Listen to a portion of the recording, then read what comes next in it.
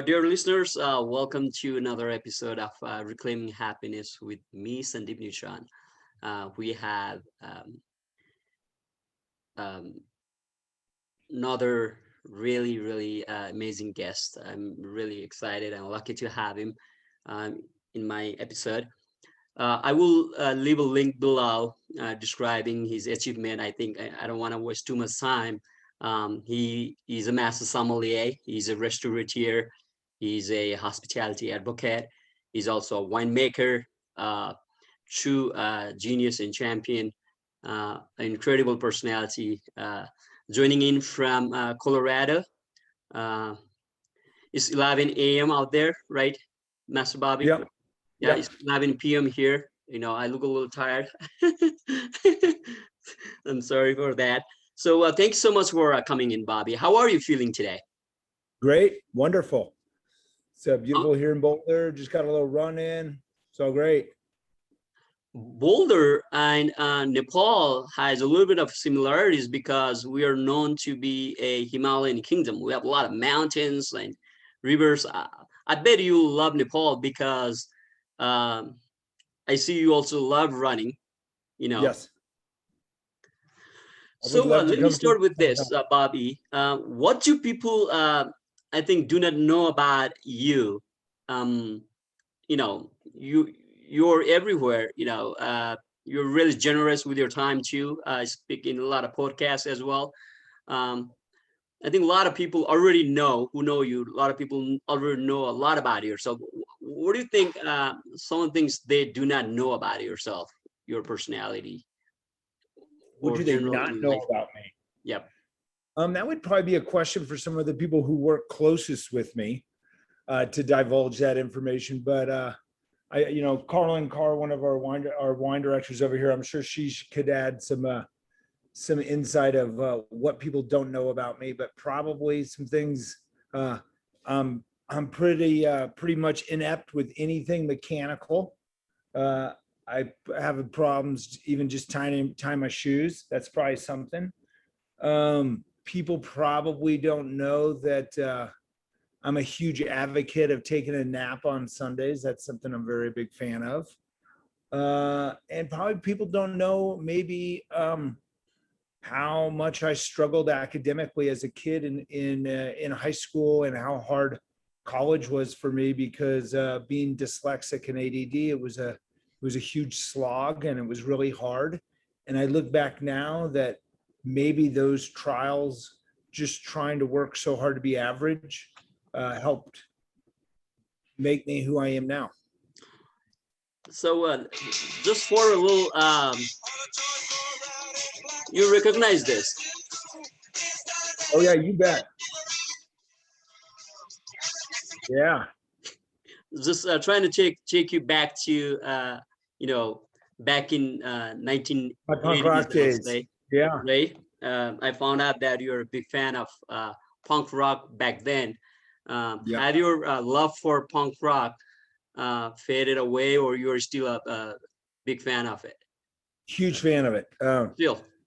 My brother is actually working on a screenplay about the punk rock scene in Phoenix, Arizona in the 80s. And so while I'm not very good at writing, I got to bounce some ideas off with my brother while he was working on that in the last 6 months. It was, uh, yeah, my brother and I share a couple of things. Hey, we're brothers, but we share our love for that 80s era, pre 1985 punk rock scene. We run together, all those things. Did you even try singing or playing instruments before, or still? I tried briefly. I was not very good. My brother is very talented at it. My brother plays guitar. He can play bass. He sings. I just didn't get that gene. Can you also now that you mentioned your brother, tell us a little bit about your family? Something. Yeah, I Yep. grew up. I grew up in Phoenix, Arizona. Family of four: my mom and dad, my brother and I, and we're all still very, very close. My brother and I grew up. All four of us, the mom, dad, me, and my brother, are all runners. My brother and I are going to do the London Marathon October 3rd. Um, and Congratulations. Thank you. And yeah, and we share that together. It's wonderful. Bobby, what makes you truly happy? What makes me truly happy is when I feel like we can positively affect other people's lives positively and not focus on ourselves. But, I think the craft of hospitality is focusing in on others. I do think it's harder than it used to be. I think today's society and everything that's going on is there's just a lot of unnecessary negativity and misunderstanding. People don't seem to be listening to each other. People don't seem to be thinking of each other. And that makes it very hard. When did you first realize that you get that sense of joy seeing other people happy? Was it after you joined hospitality, or do you recall encounters before that? I just remember as a kid, um, I was always the one that maybe stuck, uh, tried to help someone who was in a marginal situation, like the kid who got picked on in grade school or whatever, or wasn't as fortunate. I always liked listening and being close to those people. Um, but when I started in the hospitality profession in high school, so I was a teenager, and I saw quite soon that you can really positively affect people through hospitality, and I really love that. I have like few questions. Since you are here, I really do not want to miss talking about hospitality. But before I jump to hospitality, I want to know some of your perspective. About happiness. And when you were talking about happiness, I think one of the things that really you know uh, lets us enjoy and appreciate happiness is through our failures and struggles. Is it okay if you would share one of your failure or struggle, and if you have overcome it? If you did, how did you do it, and what was the lesson? Yeah, I think for me, I went through the quartermaster sommeliers, and I did not pass or failed, however you want to look at it, multiple times. And I think one of the joys of having that struggle and having it be that hard was when I finally did get through it. It put everything in perspective, and it's interesting. I think some things in life need to be struggles and need to be hard to find this success and to find the pleasure in that. I mean, we're in the middle of the Olympic Games right now, and we're reading everything about these people that are finding these very, very tough moments in the Olympic Games.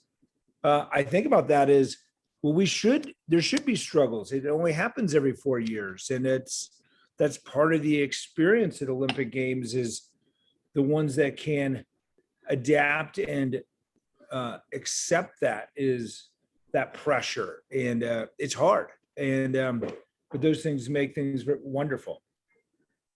Awesome. You know, now that you have come through a long way with already being a mass sommelier for like 20 years now, right? Almost more. Almost, You yeah. know, having a restaurant for so many years, I'll say around the same time. Um, what is the thing, Bobby, that you know now, which you did not know back then, perhaps when you were working at French Laundry, or even taking mass sommelier Yeah. examinations? Yeah. I look back at my time at the French Laundry, and I look back on it very fondly. Thomas Keller was amazing to work for, Laura Cunningham, but also the entire team.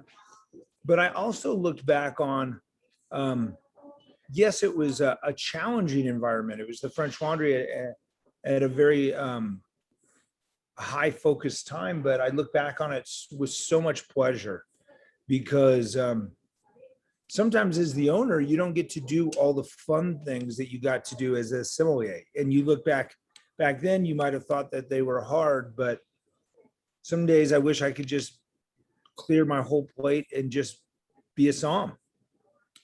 And I look back on that and I think, and I enjoyed every step of it. So I got a lot out of it. But I look back on it now, I was like, man, how lucky was that? That position was so much fun. I think another aspect um, from I'll say I represent some other people who work in the industry, is to see so many times when people get that accolade and when people become a restaurateur, we see them distancing away from, when I say us, like regular people who work in the floor. But I think you might be the only person that I know personally, despite achieving everything, despite achieving what a busboy or a waiter or floor sommelier would want to achieve in their life. You still uh, is an integral part on the floor, and we hear from you that you still are actively working on the floor, bussing tables, um, so on and forth. Um, so have you got used to finding time for yourself working on the floor, or is it still really difficult making time to work on the floor because you have to look at are going to manage so many things around yourself? How did you No, do it? my team's really great with me. They really pamper me. My whole executive team carves out time to make sure I'm on the floor 5, 6 nights a week. So when I go on the floor, I try to be there from bell, meaning from pre-service. So clean my plate of everything, not have meetings, not have phone calls. So I'm really part of the floor from pre-service till, let's say, maybe the last guests are seated, or at least we call it the last meet out, last entree out. That's usually, I try to be part of that, whatever restaurant I'm in. So if last night I was at Frosca on the floor, tonight I'll be at Tavernetta. That's how I try to be. That's I don't try to go from one restaurant to the other. I mean, Frosca and Pizzeria Locale are side by side, so I can be in both of them, or Tavernetta and Sunday Vinyl are side by side, so I can go back and forth between them. But I really try to do pre-service at one restaurant and that be the anchor of the evening. that's amazing. That's it, Bobby.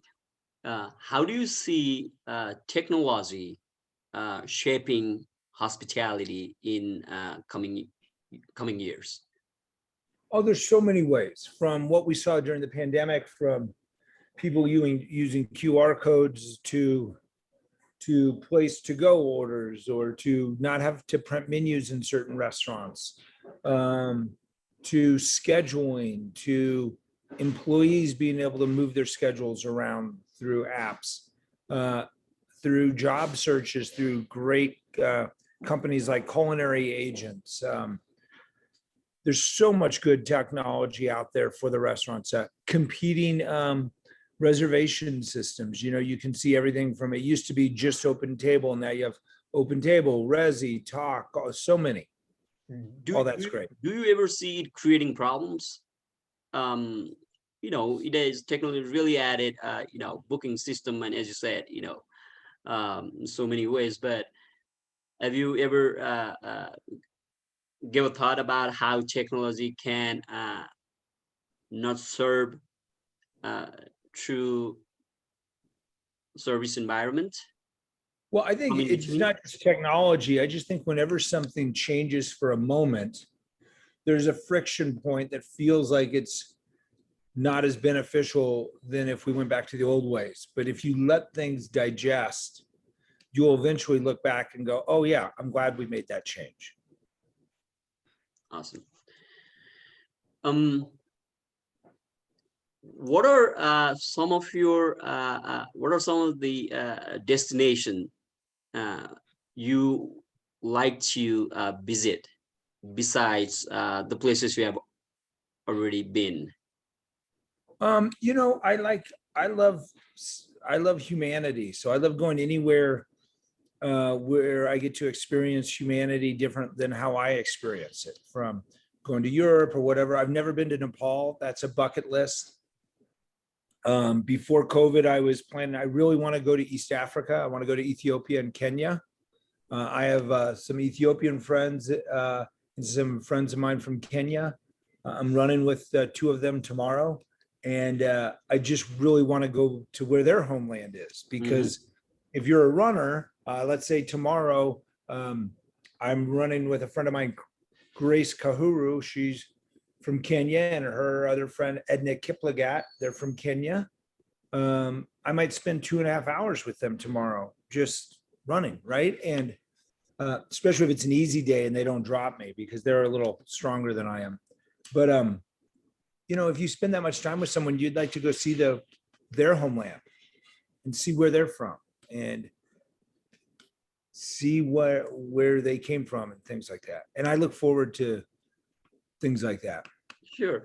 I did ask you this question because when I came to Nepal, I spent around 6 months, because you know, I was not opening a restaurant or not doing anything restaurant related, but I thought I could spend some of my time perhaps teaching in a culinary school about service, you know, some of the things I learned in front of the house.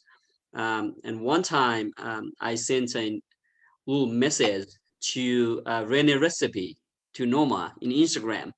You know, I don't know him personally, just like at least I met you once, but him like just out of blue, because I was so delighted to see some of the bright young, you know, kids going to culinary school, and I used to show them video about how great restaurants are around the world. And I sent him a little message as telling him, you know, you may never know this, but in, you know, in developing nations like Nepal, there are people, you know, as passionate. And when I asked the question, who's your favorite chef, you know, that particular guy, you know, told me your name. So I really wanted to know that. When I told him, he sent me a reply, and he volunteered to talk with the class for 30 minutes. And he showed them around, and I thought that was amazing. That's so cool. That was, I think that was one of the coolest thing that I encountered personally, besides hanging out with the main actor from Captain America once when I was first in New York. I didn't know he was the Chris Angel, or you know, I don't watch movies, so he was the main guy. So some cool things could happen in your life when you least expect. That's the backdrop. But getting to the point, how do you see you know, hospitality, especially related to service, right? The affordability and luxury that comes with great places like the place you run and the places you have worked. They're awesome, and but it comes with a price. You know, uh, how do you see that sort of intersecting in maybe some of the poorer places of the world, or is hospitality the experience? Or the restaurant experience is it just gonna be for the people who can afford it?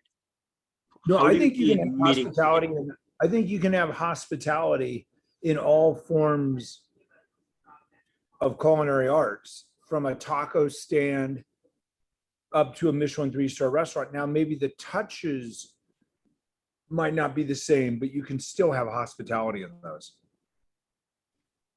Do you see like you know, least developed countries, you know, opening up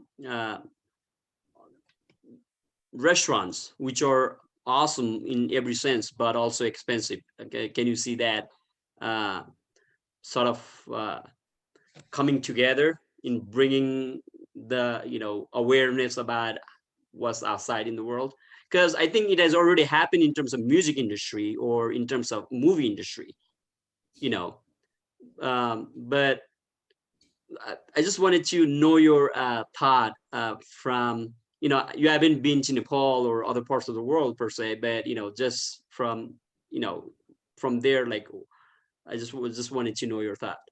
Yeah, you know, it's interesting. I think there's some communities that view luxury fine dining differently. And it doesn't even have to be a different type of country. Even here in the United States, you have certain cities that, even though they have the wealth for fine dining, that city or that society group doesn't gravitate towards fine dining. And I don't know why that is. I grew up in Scottsdale, Arizona, big golf destination. There's a lot of wealth there, but fine dining isn't on the forefront of everyone's thought process there. But you could have a city like another city around the world, in a small city in Italy or France, which is not a wealthy city, but has a great support of fine dining. So I think going into emerging countries that want to have that, if people want to have that stimulus, they'll want to be part of it. But I think that we even see it here in the United States. It's amazing. I go to San Diego, really fun city, but it's not a big fine dining city. It's just not part of the culture. There's nothing wrong with that. It's just, that's how it is. Because you started working in the restaurant back, you said, from 1983, since 1983. Yes, If you're not yeah. that was 2 years before I was born, right? And Thanks. when I was in New York in 2006, and a few years later, after bossing some restaurants at French restaurant with working at Bistro Lauren Torrendale for a few years, and later with Ms. Scott Carney. Later on, when my love for Riesling really evolved, and then I started knowing about some of the struggles even guests and consumers in United States, Riesling had, because it was a little sweet, right? And people, Yeah. right? Big And misunderstanding, huh? we have come a long way in America, where some of the wines, even the wine culture, I think in the United States, it took some time for people to realize, and I think at this point, things are really great shape, great place, Yeah. and there are a lot of people like yourself, and there are so many like I was talking to like Terry, and so many people have done incredible work to bring that awareness in the culture and in the place. Now I'm in Nepal. I think we are in even a really bad situation um, than what I thought Riesling was in the United States back not even in 1980s. There is zero awareness, and I see a lot of Yeah. opportunity as well. There are people who have money too. There are always going to be affluent and poor people everywhere, but they spend in luxury cars. People who spend in real estate, they have a great palate. But when it comes to beverage, not just people, even great establishment, five-star hotels and restaurants do a really poor job. Once I went to a really great five-star hotel in the place I was from, and I took my nephew after a long time. I said, "Listen, I'm gonna spend some money on wine for you. Okay, we're gonna have champagne here finally." So I ordered a bottle of champagne, and it was a spectacular place in terms of service and everything else. But he brought me a sparkling wine, and not even a secondary bottle, fermented, not even made like champagne Yeah. from somewhere. And I thought, wow, the situation is not good. So, what would you say? What would you uh, say is going to be a right step for uh, industry people who are a little aware of how things are around the globe, how to raise awareness um, about wine, and it could go run through embrace so many other Yeah. things as well. So let's start with wine. I think one of the great ways is if you're in one of those communities, it's an emerging wine drinking community, is if you're a local sommelier or a restaurateur or a general manager, maybe reaching out to the local newspaper and saying, hey, I would like to write a weekly column. I don't need to be paid, but I want to write, I want to give to the community. And maybe, or maybe it's a once a month column about wine and things like that. So it's more not just the insiders, but the people who don't know yet that they want to discover wine. That's what we need to do if we really want to care about spreading that out there. That's amazing. Really concise, but thank you so much, Bobby. That's something I really wanted to ask you, and I'm sure a lot of people, especially from industry, if they listen to you, they will connect with you today or in the future. One myth about the industry you like to debunk, Bobby? I don't know if it's about a debunk, but maybe to clarify, it is a great industry. We're having this problem where everyone is questioning the industry, but at the end of the day, the hospitality industry has its arms open to everybody. It's a merit-based industry. If you work hard, anything can happen. And let's have fun and do it and take care of people. Sure. I'm so um, positively. I really want to comment you for your looks as well. You look younger than me. You know. No, I got a lot of gray hair here. Because there was another question I think I have to raise here because a lot of times, people perceive wine as also an alcoholic beverage. There's a sense of appreciation and place, and the place in the dining room and with food, and also a lot of people in the industry have also been a victim to it somehow or the other, not knowing how to manage it. But Mm. you being a master sommelier, having, you're a winemaker, you're around it 24/7.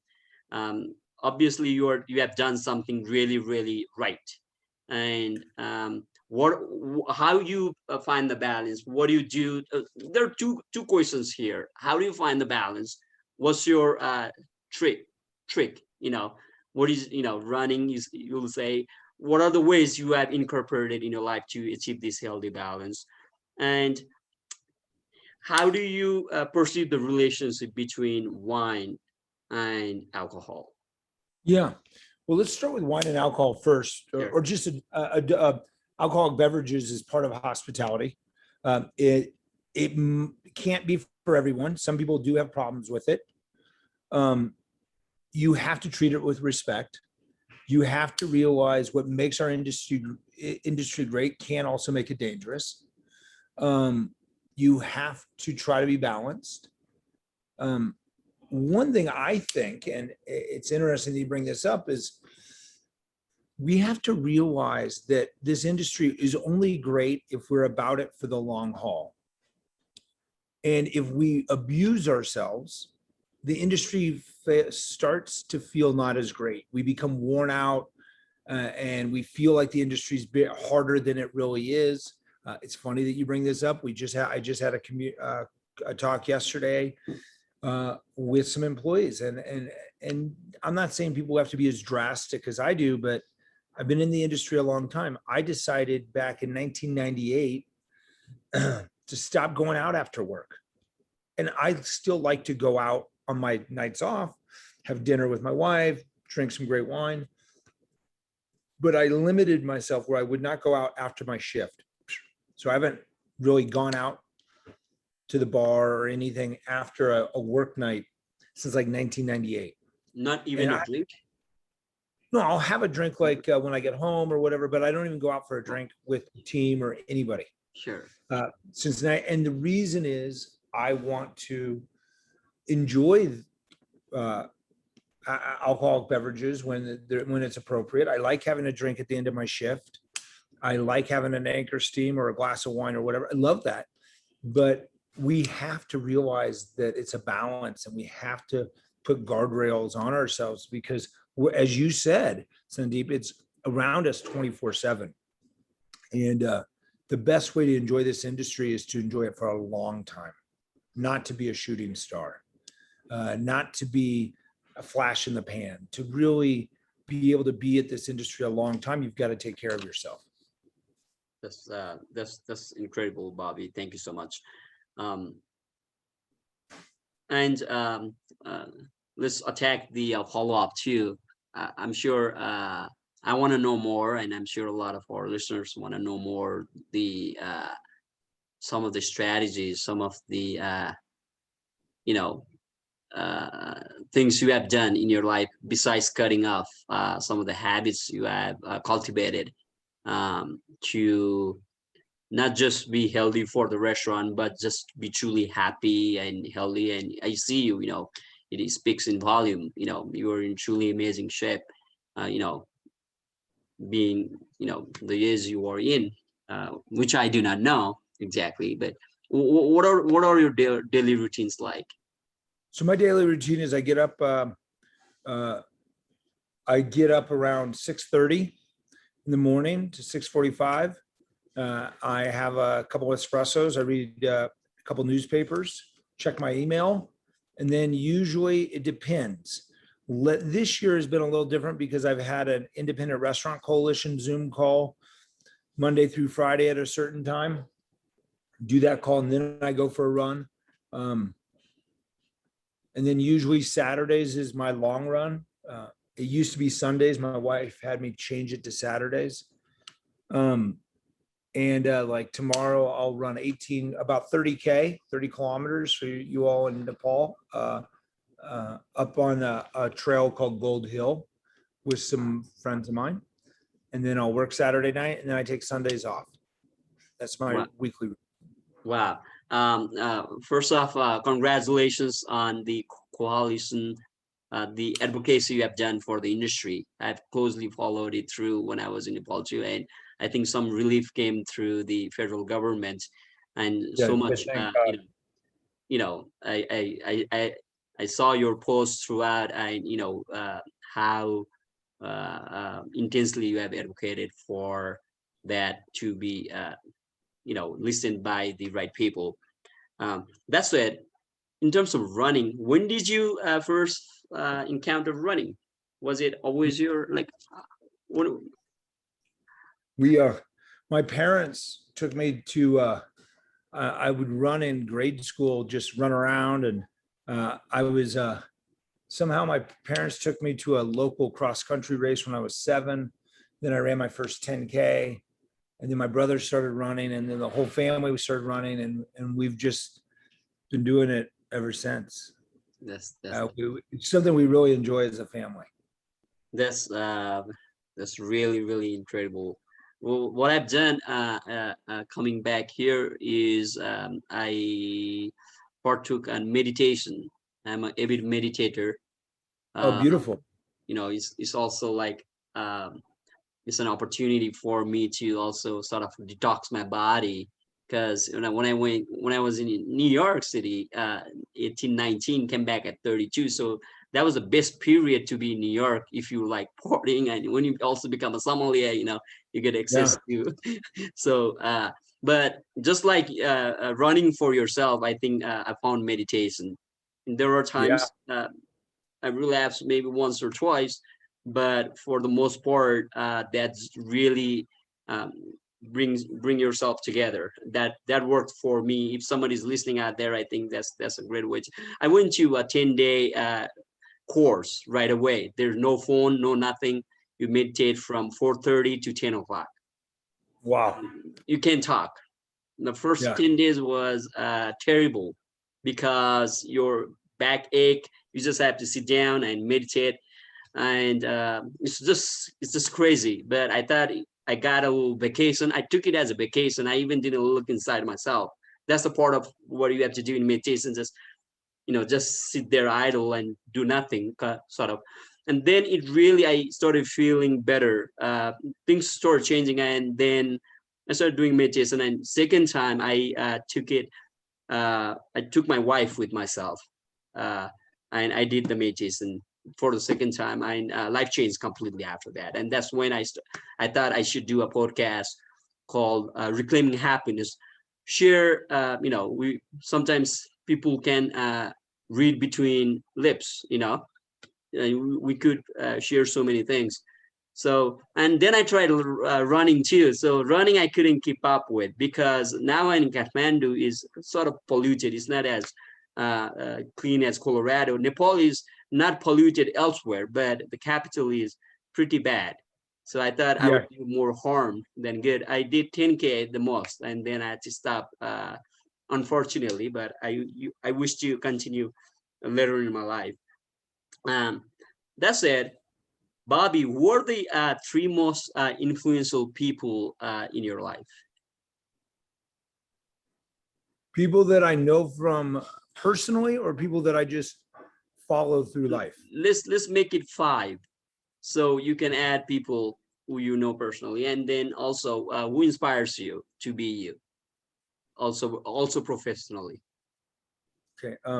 So people that have influenced me immensely is my family, my mom, dad, and brother, how they handled trials and tribulations, and how they're positive all the time. All three of them are wildly positive. So that's three people, but I'm going to combine that as one because it's my mom, my dad, my brother, and all three of them have a very powerful, positive energy, which I think is so amazing. Um, my That's one person. I think Thomas Keller and Laura Cunningham, my old bosses at the French Laundry, were very instrumental. Um, and then my team here, from the people I work with, they inspire me to be better, so I can be a better leader for them. So those are the people in my close circle. And then people that I've never met before, but I find very inspirational. I think there is a gentleman from Kenya, Eliud Kipchoge, the marathon runner. Okay. Um, I love that he is so amazing and is able to handle so much pressure with such grace and humility. There's so much to be learned from him because he's so great. He won his first world championship in 2003. He won the 2016 Olympic marathon. We'll see what happens next week. But he does it with just such grace and humility. And I think that's amazing. And the predecessor to him in the greatness of endurance athletes is an Ethiopian gentleman named Haile Gebrselassie.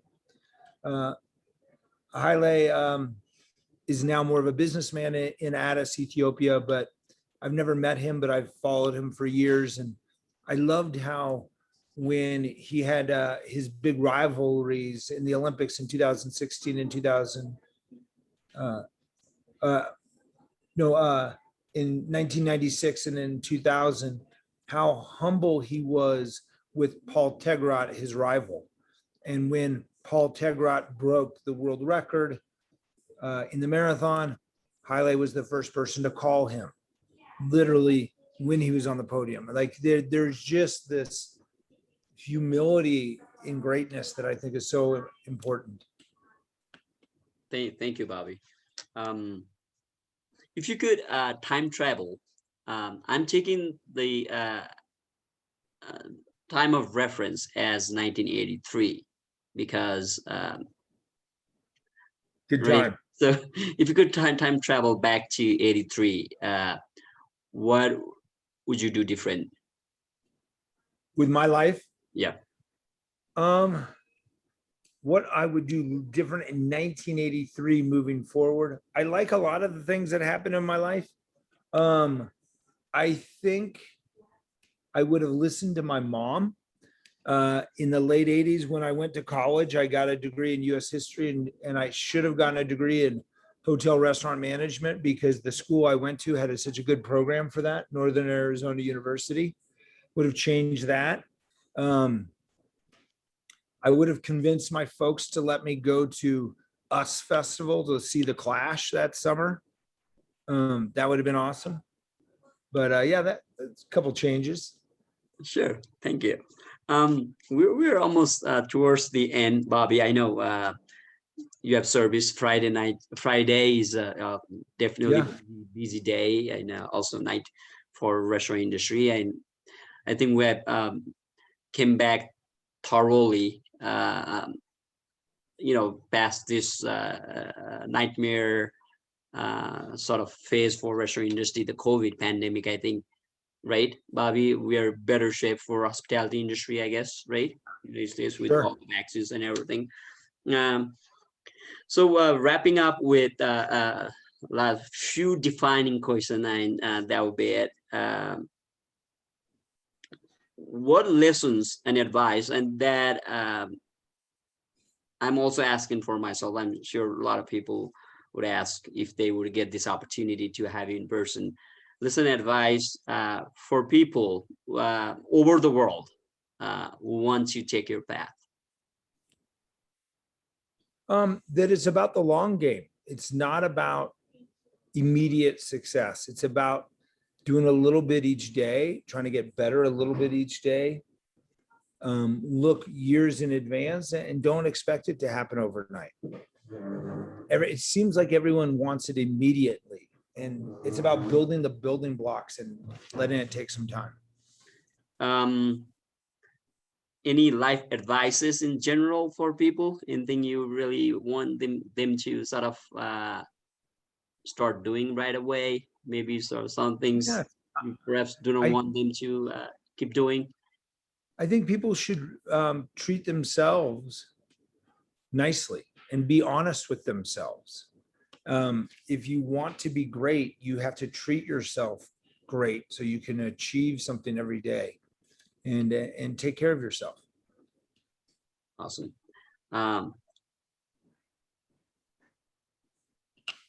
What do you wish you had more time to, and fill in the blanks? You wish if you had more time to, fill in the Hang blank. out with my wife. Awesome. Okay. The last one is, and this is coming from myself, when are you writing a book?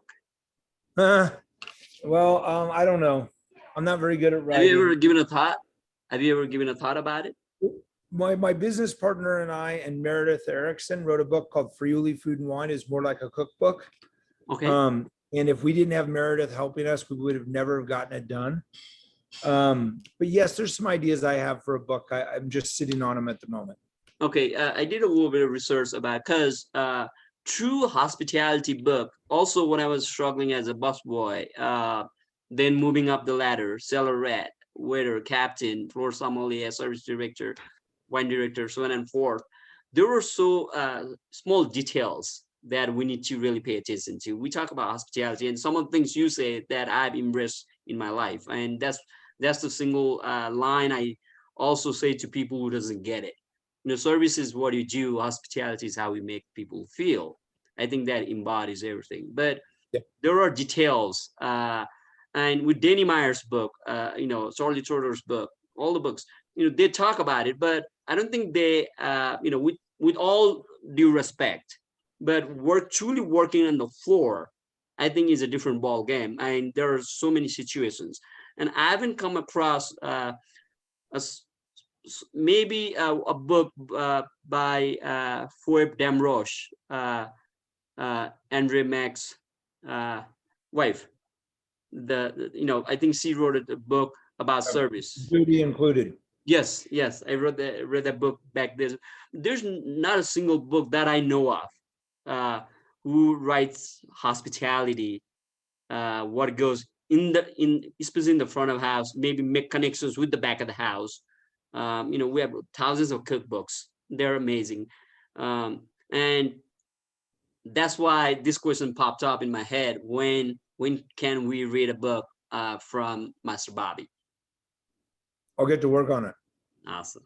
Thank you. That said, anything you would have asked yourself if you were the podcaster? Did I miss anything here? No, I think you got it all. Thank you, Bobby. Thank you so much for your Thank you so time. much. And Thanks. have a great service today. Thank you so Oh, much. we will. Time. Thank you. We appreciate Thank it. you. Namaste. Sandeep, thank you so much. Absolutely, Master Bobby. Okay, I got to see you in Yes, sure. Kathmandu. Okay, I'm gonna stop record here.